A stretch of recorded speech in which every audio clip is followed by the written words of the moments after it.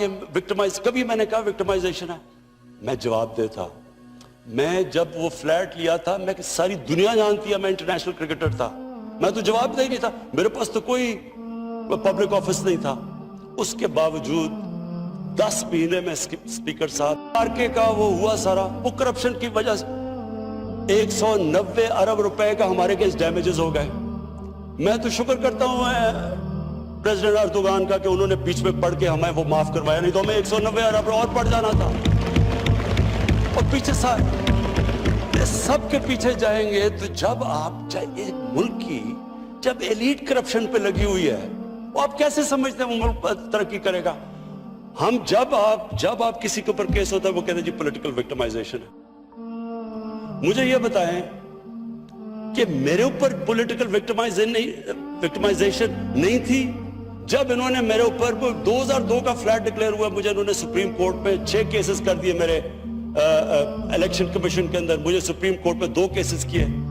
क्या मैंने कहा कि कभी मैंने कहा विक्टिमाइजेशन है? मैं जवाब देता, मैं जब वो फ्लैट लिया था, मैं सारी दुनिया जानती है मैं इंटरनेशनल क्रिकेटर था, मैं तो जवाब दे ही नहीं था, मेरे पास तो कोई पब्लिक ऑफिस नहीं था। उसके बावजूद 10 महीने में स्पीकर साहब जो मेरे से सुप्रीम कोर्ट ने जवाब मांगे मैंने दिए। 40 साल पुराने कॉन्ट्रैक्ट दिए, मॉर्गेजेस दिखाए, किधर से पैसा आया, मॉर्गेज पे कितना गया, कब वो मॉर्गेज दिया, फ्लैट कब बिका, बीवी से जो पैसे लिए हुए थे यहां जमीन लेने के लिए। आपको पता है सुप्रीम कोर्ट ने मेरे से पूछा कि जनाब आप बताएं, साबित करें कि आपने बीवी को पैसे वापस किए थे। वो बीवी ने ईमेल दे रही है कि हाँ इसने पैसे वापस किए थे। उन्होंने कहा नहीं सबूत दो। ये कभी हुआ ही नहीं है ऐसे कि वो बीवी कह रही है पैसे, वो कहते नहीं। बैंक स्टेटमेंट्स निकाल के दी 15 साल पुरानी जो मेरा ट्रांजैक्शन बीवी के साथ था, मनी ट्रेल दी, सारा जो पैसा वहां से हलाल की कमाई का बाहर से पाकिस्तान लेके आया उसकी मनी ट्रेल दी। स्पीकर साहब कोई मैंने कमाल नहीं किया। ये हर उस मुल्क में जिसमें जेन्युइन डेमोक्रेसी है वहां एक लीडर को जवाब देना पड़ता है, क्योंकि वो अमानतदार होता है, वो पब्लिक के पैसे का अमानतदार होता है। ये कोई विक्टिमाइजेशन नहीं है। और ये जो नैब है ये हमने तो नहीं नैब बनाई, एक आदमी हमने भर्ती नहीं करवाया, नैब तो पुरानी है, 90% केसेस भी पुराने हैं, लेकिन गालियां हर रोज मुझे पड़ती हैं कि जनाब देखें इमरान खान ने ये कर दिया वो कर दिया। देखिए स्पीकर साहब, मैं चाहता हूं कि हमारी पार्लियामेंट चले, मैं चाहता हूं कि डिबेट हो सही, क्योंकि डिबेट के बगैर आइडियाज तराशे नहीं जाते। डिबेट सबसे इंपॉर्टेंट चीज डेमोक्रेसी की अकाउंटेबिलिटी और मेरिट के बाद तीसरी चीज है वो डिबेट होती है। डिबेट से क्या होता है? आप देखिए इंग्लैंड के अंदर ब्रेक्सिट कोई भी नहीं समझ रहा था कि इतने आधा मुल्क डिवाइड हो गया, एक कहता रहना एक कहता नहीं रहना, लेकिन उन्होंने किस तरह डिबेट के बाद एक मुल्क इकट्ठा हो गया। ये सबसे बड़ा कमाल होता है। यहां डिबेट ही नहीं हो सकती, जब बात करो वो शुरू हो जाते हैं कि जी वो नैब न्याजी नेक्सस या कभी कुछ शुरू हो जाते हैं। यानी इस तरह तो मुल्क देखे ना। स्पीकर साहब, मैंने तो नहीं नैब बनाई। पॉइंट ये है कि क्या फंडामेंटल प्रिंसिपल ये है, क्या हमारे जो इक्तदार में लोग रहते हैं वो जवाब देना चाहते हैं अपनी वेल्थ का या नहीं देना चाहते हैं? और अगर वो नहीं देना चाहते तो बाकी क्यों देंगे? आप जो कल्चर होता है वो ऊपर से सेट होता है। वो कहते हैं fish rots from the top. जब ऊपर से खराब होता है वो सारा माशरा नीचे तक तबाह हो जाता है। करप्शन का स्पीकर साहब नंबर 1 प्रॉब्लम ये होता है कि मुल्क में जो पैसा ह्यूमन डेवलपमेंट पे जाना होता है वो लोगों की जेबों में चला जाता है। नंबर 2 प्रॉब्लम ये होता है क्योंकि चोरी का पैसा होता है वो मुल्क में नहीं आप रख सकते, वो आपको मुल्क से बाहर भेजना पड़ता है। वो सेकेंडली वो, और जब आप पैसा बाहर भेजते हैं एस्टिमेट लगाया जाता है $10 अरब पाकिस्तान से मनी लॉन्डर होता है हर साल। ये स्टेट डिपार्टमेंट का अमेरिका का एस्टिमेट है। तो ये जब $10 अरब बाहर जाता है तो हमें जाके IMF से 6 अरब का कर्जा लेना पड़ता है।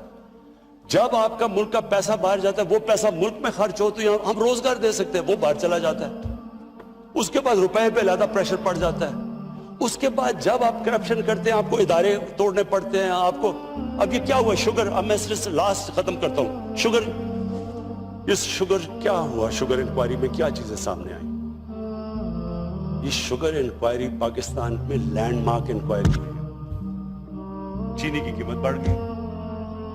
چینی کی جب قیمت بڑھی ہمیں لوگوں نے کہا کہ جناب آپ سب ذمہ دار ہیں. ہم نے انکوائری کر دی. انکوائری کے اندر سرسری رپورٹ آئی. ہم نے جب سرسری رپورٹ آئی تو اس سے انکلوسیو اس پر رپورٹ کیا آئی پتہ. سب سے پہلے یہ ذرا کمال کی چیز سنیں کہ جب ہم نے پتہ چلوایا کہ جناب یہ چینی کی قیمت کون ڈٹرمن کرتا ہے, کیونکہ یہ قیمت جو بڑھی ہے, وہ کہتے ہیں جی شوگر مل ایسوسی ایشن فیصلہ کرتی ہے چینی کی قیمت کیا ہونی چاہیے. جو فائدہ اٹھا رہے ہیں وہی فیصلہ کر رہے ہیں. جب ہم نے فورینزک اس کی آڈٹ کی, اسپیکر صاحب اس میں جو چیزیں نکلی, اسی ایک کیس کو لے لیں تو آپ سوچ لیں کہ پاکستان سے ہو کیا رہا ہے. سب سے پہلے کیا چیز نکلی, 29 ارب روپے کی 4 سالوں میں سبسڈی لی انہوں نے, اور ٹوٹل ٹیکس ساری شوگر ملز نے 9 ارب روپے کا دیا. ساری شوگر ملز نے مل کے 9 بلین روپیز کا ٹیکس دیا. سیکنڈ چیز کیا سامنے آئی کہ جو بیچارے کسان تھے ان سے کس طرح ان کو پریشرائز کر کے فرنٹ پین کٹوتی کرتے ہیں. ان کی پرائس سیٹ ہوتی تھی 180 یا کتنی, ان کو ملتی تھی 140 بیچ میں. اپنے شوگر ملز کے ٹاؤٹس جا کے وہ پیسہ وہاں پا جاتا تھا. پھر پتا چلا کہ جو شوگر سٹاکس پڑے ہوئے ہوتے تھے وہ صرف 60 to 70% ڈکلیئر ہوتے تھے, باقی 30% آف بکس جاتے تھے. بلین یعنی اربوں روپے کا وہاں فائدہ ہو جاتا تھا, سیلز ٹیکس پا جاتا تھا. پھر پتا چلا کہ جناب جو چینی ایکسپورٹ کی جاتی ہے ریبیٹ تو لے لیتے تھے. یہ ذرا سنیں, پتا چلا کہ وہ چینی 70% افغانستان جا رہی ہے. جب دیکھا تو وہ افغانستان اس پہ سے تھوڑی سی, باقی چینی واپس آ جاتی تھی. ریبیٹ بھی لے لیتے تھے, سیلز ٹیکس بھی بچا لیتے تھے.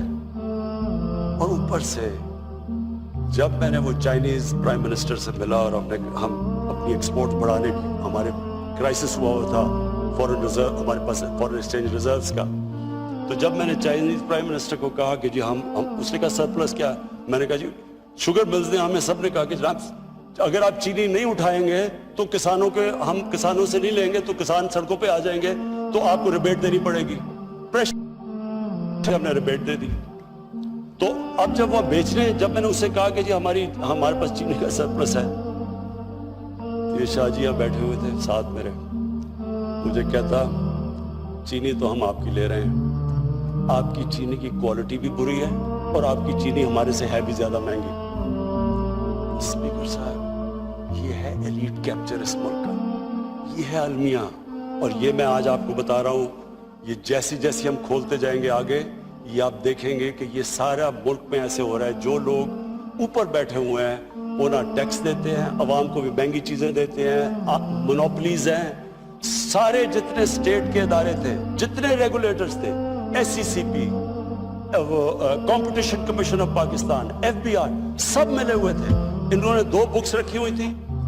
ایک بک کے اندر کہ وہ جو آفیشل ہے, دوسری بک کے اندر باقاعدہ رکھا ہوا ہے کہ کین کمشنر کو کتنے تنخواہ جا رہی ہے, وہ ایف بی آر والے کو کتنے پیسے جا رہے ہیں. باقاعدہ کتابوں میں لکھا ہوا ہے کہ ساروں کو رشوت دے رہے تھے. تو میں صرف یہ کنکلوڈ کرتا ہوں اسپیکر صاحب, میں اپنی اپوزیشن سے بڑے کہنا چاہتا ہوں, میری کوئی کسی سے دشمنی نہیں ہے, نہ میں کوئی بدلہ لینا چاہتا ہوں. میں صرف یہ بلیو کرتا ہوں کہ ہمارا ملک, اللہ نے اس کو اتنی نعمتیں دی ہیں, اللہ نے اس سے کیا کیا چیزیں نہیں ہمیں دی, لیکن جب تک اس ملک کے اندر رول آف لا مینز کہ every one is equal in front of law, جب تک رول آف لا اور لیڈرشپ کی اکاؤنٹیبلٹی نہیں ہوگی, ہم بھی وہی سارے بنانا ریپبلکس کی طرح ایک سمندر ہوگا غریبوں کا اور تھوڑے سے امیر لوگ ہوں گے. شکریہ.